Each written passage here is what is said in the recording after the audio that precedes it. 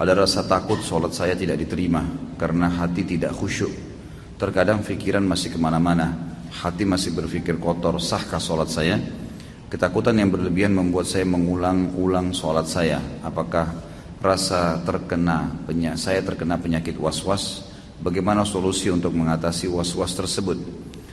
Pertama tentu kita harus menyadari ya, setiap ibadah itu pasti digoda oleh syaitan untuk kita tidak lakukan maksimal, atau kalaupun kita lakukan maka berkurang pahalanya. Maka tentu saja kita harus bisa melawan itu, atau harus bisa melawan, tidak boleh kita diamin, tidak boleh didiamkan. Jadi cara melawan kiat-kiat melawan syaitan, pertama menyadari bahwasanya memang ada syaitan yang menggoda kita, membisikkan. Setiap bisikan negatif jangan diiyakan. Riak lah, mengkhayal ya, itu harus bisa dilawan.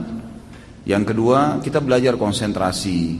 Konsentrasi itu dengan tenang ya. Konsentrasi itu kan akan bisa didapat. Konsentrasi itu bahasa sederhananya sebenarnya sih tenang dalam melakukan sebuah perbuatan ya gitu. Jadi kita lihat orang-orang yang konsentrasi itu, kalau baca ayat tenang, kalau melakukan satu perbuatan tenang ya. Dia fokus sehingga memang maksimal dalam gerakan, dalam ucapan, penyampaiannya, tutur katanya, semua tertutur rapi gitu, tertata rapi. Itu semua karena memang dia coba ya konsentrasi di situ. Jadi kita konsentrasi dalam sholat, dan yakinilah dalam konsentrasi itu setiap gerakan dan ucapan akan ada nilai pahalanya di sisi Allah Subhanahu Wa Taala. Kan? Jadi kita harus bisa tahu itu. Ya. Kemudian pada saat syaitan berhasil mencuri sebagian pahala, misal kita tiba-tiba mau mengkhayal, segera kita kembali. Karena Uthman bin Abi Mad'un radhiyallahu anhu berkata dalam sebuah riwayat Bukhari, "Ya Rasulullah, saya setiap kali sholat, sering kadang-kadang saya mengkhayal, kadang-kadang saya kembali." Kata Nabi SAW, itu godaan syaitan yang berjulukan atau bernama khinzib atau khanzab. Ada dua riwayat yang menyebutkan tentang barisnya ini, yang bertengkar di sebelah kiri kuping musalli, yang mengingatkan dia semua apapun yang membuat dia tidak konsentrasi.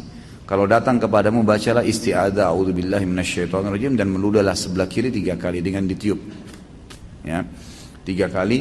Maka kata Utsman bin Abi Mad'un radhiyallahu anhu, setelah saya amalkan maka tidak lagi bisa syaitan menggoda saya. Ulama menambahkan kiatnya adalah juga menjauhkan diri dari kemaksiatan. Jadi kalau sampai saat ini teman-teman masih merasa saya kalau sholat tidak bisa khusyuk, atau saya kalau mau baca Quran masih malas lah berbuat ibadah ya. Selain godaan syaitan, juga ada penyebab faktor adanya dosa yang masih mengganjal. Coba antum muhasabah deh. Dosa apa yang masih saya lakukan nih dalam sebulan atau dalam seminggu, atau yang rutin lah dalam kegiatan sehari-hari dari pagi sampai malam. Dosa apa yang saya lakukan? Coba muhasabah, diingat. Kalau enggak, mungkin dalam minggu, dalam 1 minggu gitu kan. Mungkin dalam harian antum masih bisa ngontrol, tapi dalam 1 minggu apa nih?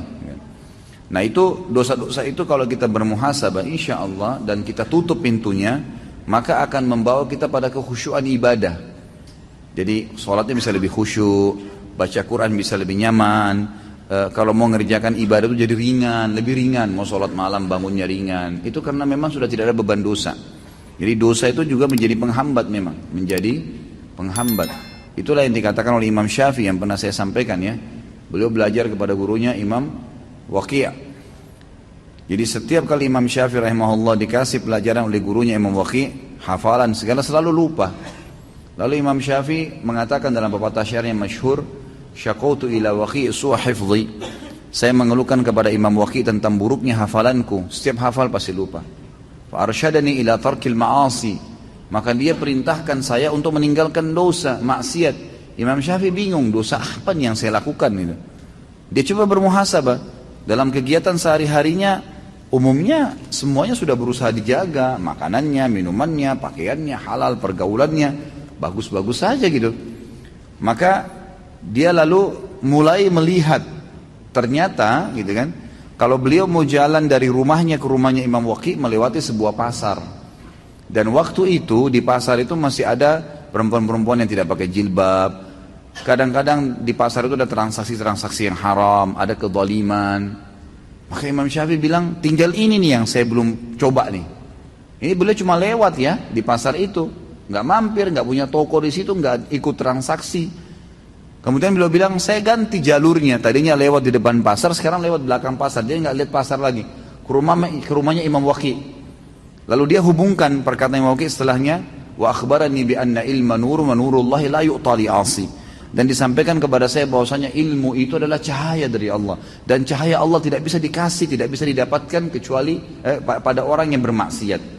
Dia bilang, setelah saya ubah jalur jalan saya itu, maka saya temukan kalau saya buka kitab, kata Imam Syafi'i, buka kitab, maka saya tutup sebelahnya, karena kalau saya buka ketika saya hafal semuanya, gara-gara meninggalkan kemaksiatan. Jadi memang dia bisa menjadi penghambat itu.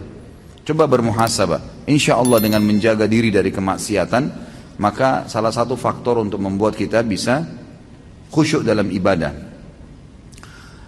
Yang berhubungan dengan pertanyaan ini, ya, tidak boleh kita mengulang-ulangi sholat, kecuali ada udzur syar'i, batal, keluar angin, tiba-tiba teringat belum wudu, tiba-tiba baru sudah sholat, sementara sholat asar misalnya ternyata baru terdengar azan, belum masuk waktu, berarti itu harus memang dibatalin.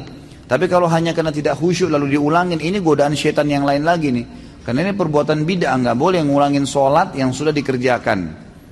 Nah, gitu. Karena sudah dikerjakan udah nggak boleh lagi. Ya tidak khusyuk, itu konsekuensinya, resiko kita. Makanya kita harus fokus, gitu kan? Fokus. Masa teman-teman sekalian kalau diundang oleh wali kota datang, kita betul-betul mengatur kata-kata kita, bahkan kita khawatir kalau ada satu kata yang terpelintir salah. Masa kita sama Allah Subhanahu Wa Taala tidak bisa menjaga itu? Sudah ini cukup. Ini Masya Allah nih. Jangan ditambah terus. Ini sampai jam 5 subuh kita nanti. Cukup akhi ya. Cukup, jangan ditambah lagi. Tolong nanti didengar dulu. Siapa tahu pertanyaan antum sudah dijawab.